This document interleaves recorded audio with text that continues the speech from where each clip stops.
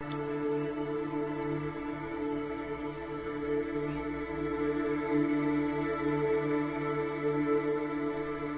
ciclo de las luces. Autor Alejo Carpentier. 10º capítulo. Capítulo número 10. Ahora, el frescor del mar, la gran sombra de los velámenes, la brisa norteña que, después de correr sobre las tierras, cobraba nuevo impulso en la vastedad, trayendo aquellos olores vegetales que los vigías sabían husmear desde lo alto de las cofas, reconociendo lo que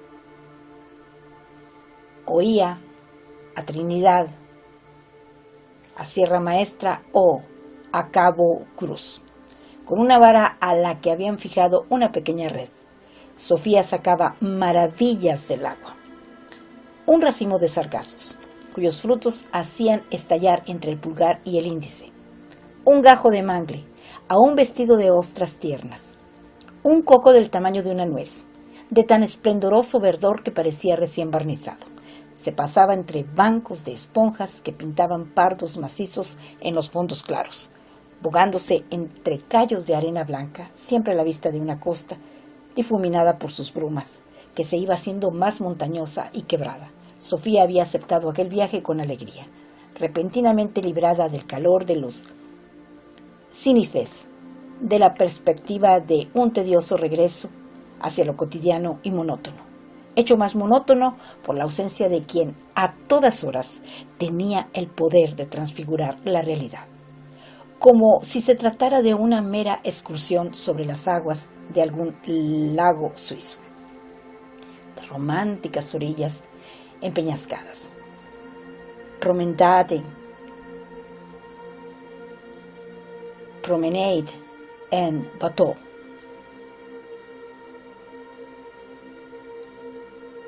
Imprevisible ayer, y que Víctor, en crítico trance, había sacado de sus mangas de prestidigitador.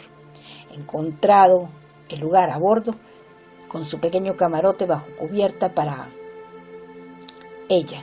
El amigo les había ofrecido aquella navegación por responder, decía, al afecto y la generosidad que le habían mostrado en todo momento.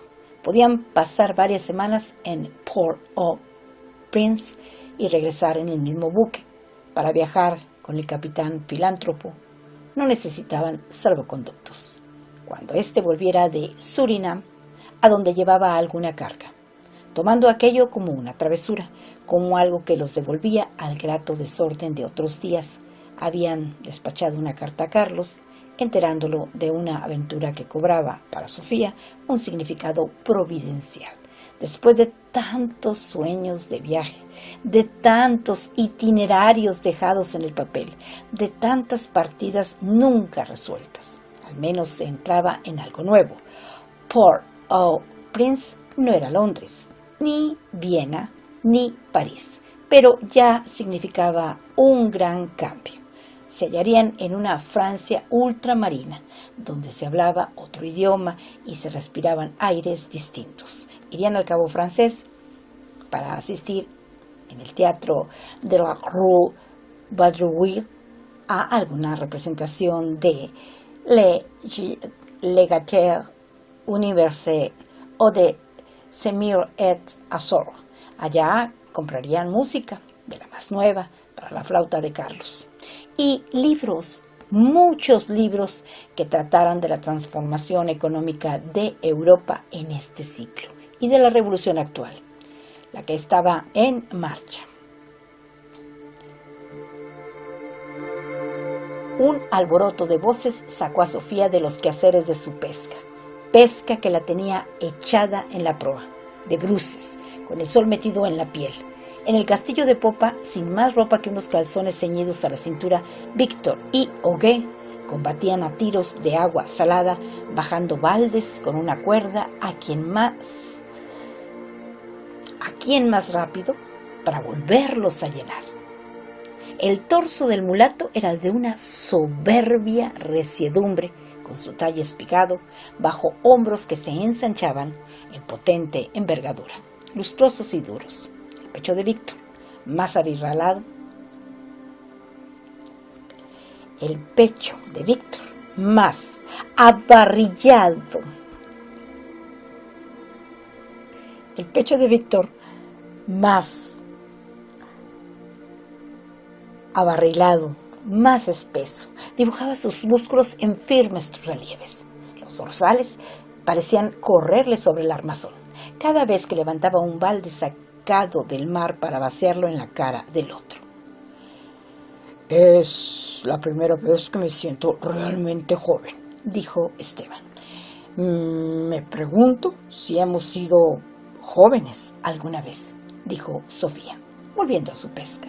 El agua se había cubierto de medusas irisadas, cuyos colores cambiaban al ritmo de las olas, quedándoles la constante de un azul añil orlado de festones rojos. El arrow, bogando despacio, cortaba una vasta migración de aguamalas orientada hacia la costa. Sofía, observando la multitud de esas criaturas efímeras, se asombraba ante la continua destrucción de lo creado, que equivalía a un perpetuo lujo de la creación, lujo de multiplicar para suprimir en mayor escala, lujo de tanto engendrar en las matrices más elementales como en las torneadoras de hombres dioses, para entregar el fruto a un mundo en estado de perpetua devoración. Del horizonte acudían, bajo hermosos ropajes de fiesta, esas miríadas de vidas aún suspendidas entre lo vegetal y lo animal, para ser dadas en sacrificio al sol. Encallarían en la arena, donde sus cristales se irían secando poco a poco, deslustrados, encogidos, reduciéndose a un harapo glauco, a una espuma, a una mera humedad, pronto borrada por el calor. No podía imaginarse una más completa aniquilación, sin huellas ni vestigios, sin constancia siquiera, de que lo viviente lo hubiese sido alguna vez.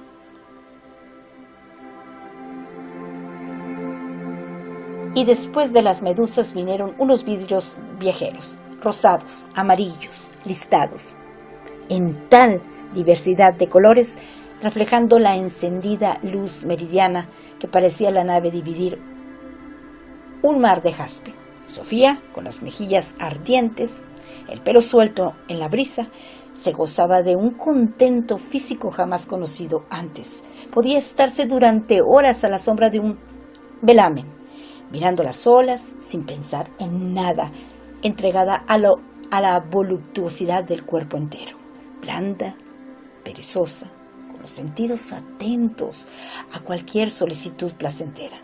Hasta la gula se le despertaba en esta travesía, desde que el capitán, en su honor, hacía servir manjares, bebidas, frutas, que sorprendían su paladar con el sabor nuevo de las ostras ahumadas, los famosos bizcochos bostonianos, las sidras inglesas, las tortas de ruibarbo, probadas por vez primera, y los jugosos nísperos de Pensacola, que iban madurando por el camino, con los melones de las huertas neoyorquinas. Todo le era distinto, todo la sacaba de lo acostumbrado, contribuyendo a tenerla en una atmósfera de irrealidad.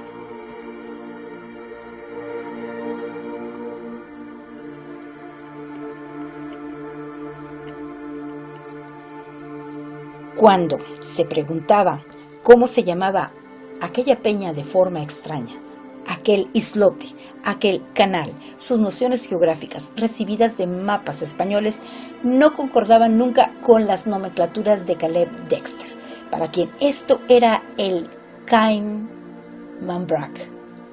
El Cayman Brac, aquello el North Caye o la Portland Rock. Esta nave misma tenía algo mágico con su capitán filántropo, perteneciente al mundo secreto de Víctor y de Eugen, el de Isis y Osiris, Jacques de Molay y Federico de Prusia, que conservaba su mandil, adornado con la acacia, el templo de 7 peldaños, las 2 columnas, el sol y la luna, en una vitrina junto a sus 7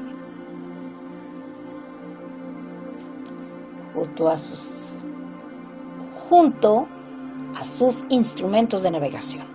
Por las noches, bajo el toldillo de popa, Auguste se daba a hablar de los portentos del magnetismo, de la quiebra de la psicología tradicional o bien de las órdenes secretas que florecían en todas partes bajo los nombres de Hermanos del Asia, Caballeros del Águila Negra, Electos Cohen, Filatelas, Iluminados de Aviñón,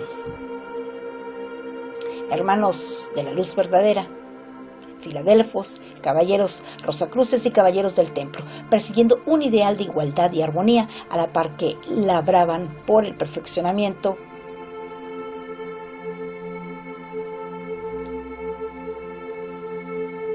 Caballeros Rosacruces y Caballeros del Templo, persiguiendo un ideal de igualdad y armonía a la par que laboraban por el perfeccionamiento del individuo, destinado a ascender con el auxilio de la razón y de las luces, hacia las esferas donde el ser humano veríase por siempre librado de temores y de dudas. Sofía observaba, por lo demás, que Auguste no era ateo a la manera de Víctor, en tanto que el gran arquitecto podía aceptarse como un símbolo pasajero, en espera de que la ciencia acabara de despejar los enigmas de la creación.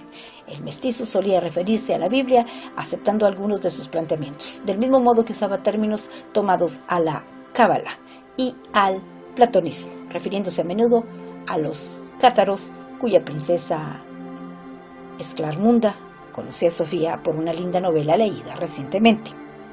Empleando discretos eufemismos, afirmaba que la pareja realizaba un regreso a la inocencia primaria, cuando de la total y edénica desnudez del abrazo surgía un aplacamiento de los sentidos, jubiloso y tierno sosiego que era figuración eternamente repetida de la pureza del hombre y de la mujer antes de la culpa. Víctor y Caleb Dexter, tratándose con respeto de colegas, hablaban del arte de navegar, discutiendo acerca de un Rocky Shoal, señalado en varios tratados como peligrosamente oculto a 4 brazas de fondo, pero que ninguno había visto en sus andanzas por esta costa.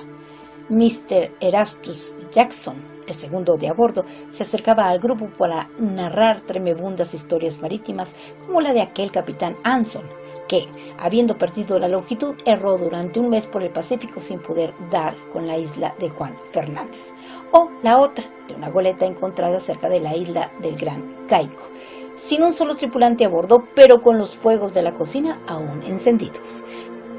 Tendida una ropa recién lavada y todavía sin secar, tibia en su sopera. Una sopa destinada a la mesa de los oficiales. Las noches eran suntuosas. El mar Caribe estaba lleno de fosforescencias que derivaban mansamente hacia la costa, siempre visible en perfiles de montañas que levemente alumbraba una luna en cuarto creciente. Sofía estaba entregada a los espectáculos que este viaje sorpresivo, inverosímil, ofrecía a sus miradas, en valores de vegetaciones viajeras, peces raros, rayos verdes y prodigiosas puestas de sol que levantaban alegorías en un cielo donde cada nube podía interpretarse como un grupo escultórico.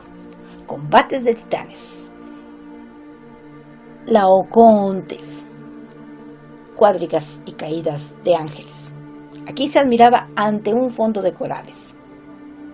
Allá descubría las islas roncadoras con la voz baja y profunda de sus socavones llenos de un eterno rodar de gravas.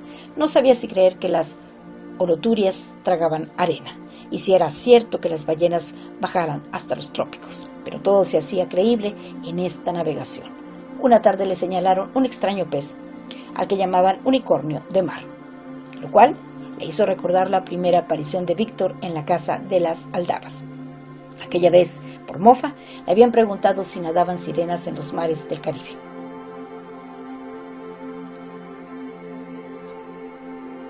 Aquella noche, dijo el otro, faltó poco para que me arrojaran. Varias veces estuve a punto de hacerlo, dijo Sofía, jugando con la ambigüedad, sin confesar cuán dura le era esa evidencia ahora que, cuando ambos se rozaban en la angostura de los pasillos o en lo empinado de las escalerillas, ella demoraba el paso, en la vergonzante espera de sentirse nuevamente asida. En fin de cuentas, había sido eso, con toda su brutalidad, lo único realmente importante, la única peripecia personal que hubiera ocurrido en su vida. Bajó al camarote y se echó en el camastro. Un molesto sudor mojaba sus medias mal recogidas, sus pechos oprimidos por el estiramiento de la blusa ladeada, su piel toda irritada por la aspereza de la manta de lana que cubría su lecho, cuando se oyeron gritos y carreras en la cubierta. Después de arreglarse de cualquier modo, Sofía salió a una borda para enterarse de la razón del alboroto. La nave cruzaba por un banco de careyes. 2 marineros, desde un bote recién arriado, trataban de atrapar al más grande con nudos corredizos, pero entre los carpachos suntuosos habían aparecido aletas de escualos atropellando la barca. Regresaban los pescadores, blasfemando de despecho ante lo que se les perdía en peines y peinetas, en marcadores de libros y hebillas de precio, tirando arpazones a diestro y siniestro, como si la muerte de unos cuantos tiburones hubiese podido aplacar su vieja ira contra la especie entera. Los marinos afincados en buena borda les arrojaron anzuelos tenidos por cadenas, que las fieras mordían vorazmente, prendiéndose de garfios que les salían por los ojos, y eran sacadas del agua con feroces sacudidas y coletazos terribles, hasta la altura de las bordas, donde las golpeaban con palos, pérticas, barras de hierro y hasta con los espeques del cabrestante. Manaba la sangre de los cueros destrozados, tiñendo el agua, salpicando las velas, corriendo hacia los desaguaderos de la cubierta. «Es un bien que se hace», gritaba Augué, golpeando también. «Esos peces son horribles». Toda la tripulación estaba afuera, unos a horcajadas sobre los mástiles, otros asomados a donde los brazos sirvieran de algo, cada cual armado con una estaca, un encer de carpintería, una sierra con un encarnizado valor, con un encarnizamiento que hacía arrojar nuevas cadenas o un berbiquí, esperando su oportunidad de pegar y herir, y nuevos anzuelos. Sofía fue a su camarote para quitarse la blusa manchada por un aceite, una bilis que le había caído encima en el tumulto. Por el pequeño espejo colgado al pie del ventanillo que servía de tragaluz, vio entrar a Víctor. «Soy yo», dijo, cerrando la puerta. Arriba seguían los gritos y blasfemias.